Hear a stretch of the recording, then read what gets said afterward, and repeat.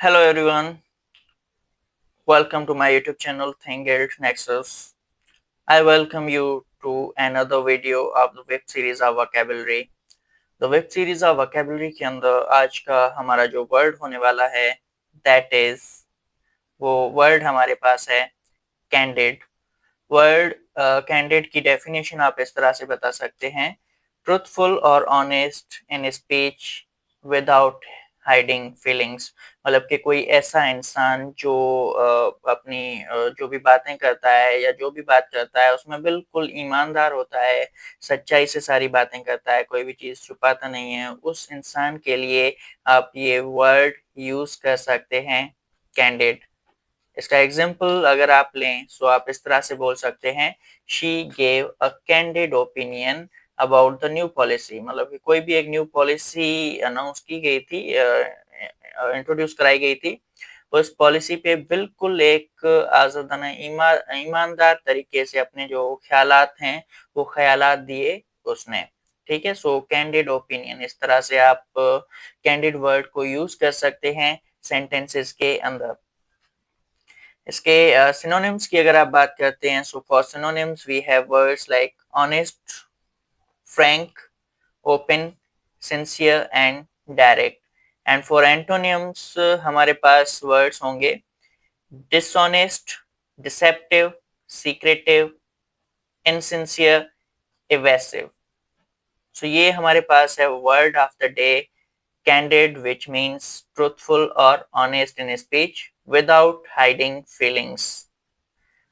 Next, हमारे पास जो idiom है of the day, that is a blessing in disguise. A blessing in disguise से हमारे पास मतलब ये होता है कि something that seems bad but results in good.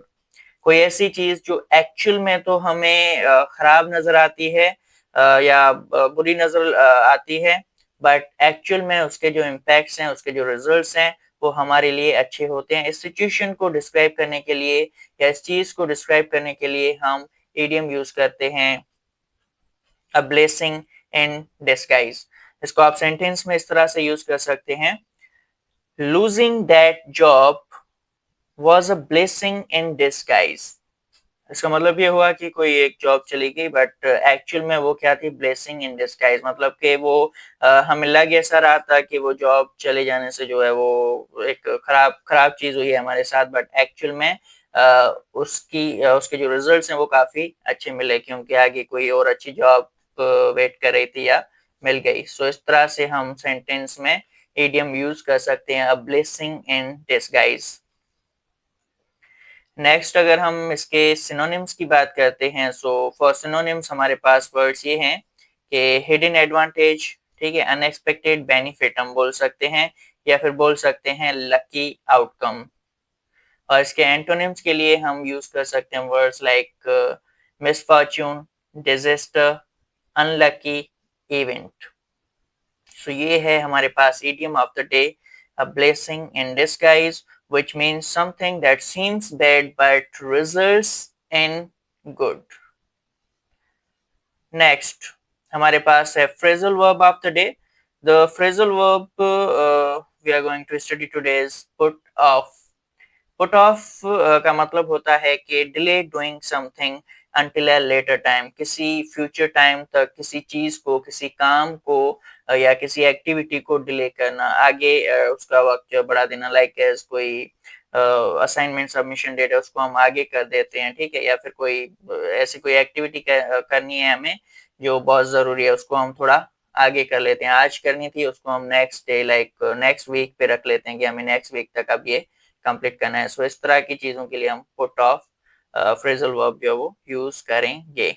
इसका एग्जांपल आप इस तरह से लेंगे, he put off finishing his assignment until the weekend. मतलब कि उसने जो अपनी असाइनमेंट कंप्लीट करनी थी, फिनिश करनी थी, उसकी जो डेट है उसको एक्सटेंड करके उसने वीकेंड तक उस असाइनमेंट को कंप्लीट करने का या मुकम्मल करने का, लिखने का सोचा है, या उसको डिले कर दिया है। ठीक है, सिंपल वर्ड्स में हम डिले बोलेंगे इसे। इसके अगर आप सिनोनिम्स की बात करें, सो सिनोनिम्स के लिए आप वर्ड्स यूज कर रहे हैं postpone, delay, differ, suspend, procrastinate. And for antonyms हमारे पास वर्ड्स होंगे advance, expedite, hasten, complete. So this is our phrasal verb of the day, put off, which means delay doing something until a later time. This is over for this video. We will meet in another interesting video tomorrow. Thank you for watching.